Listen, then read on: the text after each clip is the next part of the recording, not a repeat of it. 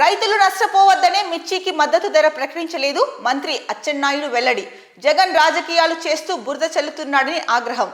So ఈ అచ్చెన్నాయుడు చెప్తున్నదైతే కనుక కొంచెం హాస్యాస్పదంగా అనిపిస్తోంది. ముఖ్యంగా నిన్న గుంటూరుకి జగన్ వెళ్ళడం, మిర్చి యార్డ్ని సందర్శించడము, అక్కడ మిర్చి యార్డ్లో ప్రసంగిస్తూ రైతులతో మాట్లాడుతూ మద్దతు ధర ప్రకటించలేదు ప్రభుత్వం అన్న దాని మీద అయితే కనుక మాట్లాడడం జరిగింది. దానికి సంబంధించి ఎందుకు రైతులకు అంటే మిర్చికి మద్దతు ధర ప్రకటించలేదు అన్న విషయాన్ని అచ్చెన్నాయుడు అయితే కనుక చెప్తున్నాడు. జగన్ కావాలనే రాజకీయాలు చేస్తూ బురద చల్లుతున్నాడని అన్నారు. మరి ఈయన ఎందుకు మిర్చి ధర మిర్చికి మద్దతు ధర ప్రకటించలేదు అన్న అంశాన్ని ఒకసారి చూస్తే కనుక, మిర్చికి మద్దతు ధర ఎందుకు ప్రకటించలేదనే విషయంపై వ్యవసాయ మార్కెటింగ్ శాఖల మంత్రి అచ్చెన్నాయుడు వివరణ ఇచ్చారు. బహిరంగ మార్కెట్లో మిర్చికి డిమాండ్ పెరుగుతోందని చెప్పారు. రైతులకు నష్టం కలగకూడదనే ఉద్దేశంతోనే కనీస మద్దతు ధర ప్రకటించలేదని అన్నారు. శ్రీలంక, చైనా, మలేషియా సొంతంగా మిర్చి సాగు చేసుకోవడం వల్ల ఎగుమతులు తగ్గాయన్నారు. ప్రస్తుతం చైనాలో మిర్చి దిగుబడులు సరిగ్గా లేకపోవడంతో మళ్లీ మనపై ఆధారపడే పరిస్థితులు ఉన్నాయన్నారు. ఈ నేపథ్యంలో మిర్చికి కనీస ధర ప్రకటిస్తే రైతులు పెద్ద ఎత్తున నష్టపోయే అవకాశం ఉందన్నారు. ఈ వాస్తవాలను వక్రీకరిస్తూ వైసీపీ అధినేత జగన్ ప్రభుత్వంపై బురద చల్లడాన్ని మంత్రి తప్పుపట్టారు. సో ఇక్కడ అచ్చెన్నాయుడు ఏదైతే మిర్చి ధరకు మద్దతు ధర ప్రకటించకపోవడం పైన వివరణ ఇచ్చారో ఇది చాలా మంది రైతులకి కోపం తెప్పించేలాగా ఉంది, ముఖ్యంగా ప్రజలకి కూడా. దీనిపైన ఏం మాట్లాడుకుంటున్నారు రైతులు అన్నది ఒకసారి మనం చూసుకుంటే కనుక, ఈయన అంటున్నది ఏంటి, శ్రీలంక అలాగే చైనా, మలేషియా సొంతంగా మిర్చి సాగు చేసుకోవడం వల్ల ఎగుమతులు తగ్గాయి అని చెప్తూనే మళ్ళీ చైనాలో మిర్చి దిగుబడులు సరిగ్గా లేకపోవడం వల్ల వాళ్ళు మనపైన ఆధారపడే అవకాశం ఉంది. సో అందుకనేసే ఇంకా మిర్చి ధరకి అంటే మద్దతు ధర ఇవ్వలేదు. సో వాళ్ళు మనపైన ఆధారపడే అవకాశం ఉంది కాబట్టి సో అంటే ఆగితే కనుక అక్కడికి మనం మిర్చిని ఎగుమతి చేయొచ్చు, అప్పుడు రైతులకి ఎక్కువ ధర వస్తుంది, దీనివల్ల రైతులు నష్టపోరు అని చెప్పేసి ఈయన ఓవరాల్గా చూసుకుంటే కనుక అచ్చెన్నాయుడు చెప్తున్నది. సో ఈ వాస్తవాలు ఇవి తెలుసుకోకుండా జగన్ బురద చెల్లుతున్నాడు అంటున్నారు.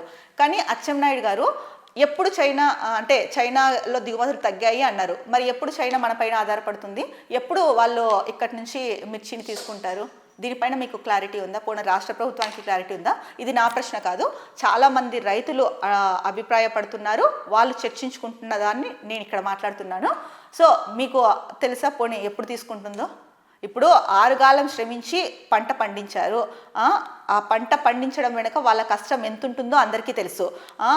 దానికి కావలసిన మందులు అవ్వచ్చు, లేకపోతే కూలీలు అవ్వచ్చు, ఎరువులు అవ్వచ్చు, ఇవన్నీ వాళ్ళు పెట్టుబడి పెట్టాలి అంటే కనుక చాలామంది రైతులు అప్పు చేసి పెట్టుబడి పెట్టి పంట పండిస్తున్న పరిస్థితి ఉంది రాష్ట్రంలో. మరి ఈ నేపథ్యంలో చైనా వాళ్ళకి ఎప్పుడు అవసరం అవుతుందో తెలియదు, ఏ దేశానికి ఎప్పుడు మన దగ్గర నుంచి మిర్చి అవసరం అవుతుందో తెలియదు. మరి అప్పటి వరకు రైతులు ఆ పంటని అమ్ముకోకుండా అలాగే పెట్టుకోవాలా? అలా పెట్టుకుంటే మరి రైతులు అప్పు తీసుకొచ్చారు కదా పెట్టుబడి పెట్టడానికి, వాటికి వడ్డీలు పెరిగిపోవా? ఆ నష్ట నివారణ ఎవరు చేస్తారు? పోనీ రాష్ట్ర ప్రభుత్వం తీసుకుంటుందా? రాష్ట్ర ప్రభుత్వం తీసుకుంటే చెప్పండి, అప్పుడు ఎన్ని రోజులైనా ఆగుతారు. లేదంటే మీరు కొనుగోలు చేయండి, అప్పుడు చైనాకి ఎగుమతి ఇవ్వండి. మీరు మిర్చి ధరకి ఒక మద్దతు ధర ప్రకటించి ప్రభుత్వం కొనుగోలు చేసి అప్పుడు ఎప్పుడైతే ఏ దేశాలకి అవసరం ఉందో అప్పుడు ఎగుమతులు చేయండి. అప్పుడు రాష్ట్ర ప్రభుత్వానికే కదా డబ్బు వస్తుంది ఎక్కువ, రాష్ట్ర ప్రభుత్వ ఖజానాకి కొంత అమౌంట్ అయితే వస్తుంది కదా. మరి మీరు ఈ లాజిక్ని ఎలా మిస్ అయ్యారు? ఇప్పుడు రైతుల కష్టం ప్రతి ఒక్కరికి తెలిసిందే, చిన్న పిల్లల దగ్గర నుంచి పెద్దల ముసలి వాళ్ళ వరకు. రైతు కష్టం వెనుక అంటే రైతు ఒక పంట పండించాడు అంటే దాని వెనుక ఎంత కష్టం ఉంటుంది అనేది ప్రతి ఒక్కరికి తెలిసిన విషయమే. అందరి దగ్గర డబ్బులు చేతి నిండా ఉండి వాళ్ళ దగ్గర ఉన్న డబ్బులతో పెట్టుబడి పెట్టి పంట పండించే పరిస్థితి లేదు. పంట పండిస్తున్నారు అంటే చాలామంది రైతులు అయితే కనుక అప్పులు తీసుకొచ్చి పంటలు పండిస్తున్నారు. మరి అలాంటి పరిస్థితుల్లో రైతులు పంట పండిన తర్వాత కూడా దానికి ప్రభుత్వం కనీస మద్దతు ధర ప్రకటించుకోకుండా అలా ఎన్ని రోజులని వాళ్ళు పెట్టుకుంటారు? మీరేమో మీ లాజిక్ మీరు చెప్పారు, మరి ఈ లాజిక్ని ఎందుకు ఆలోచించట్లేదు మీరు?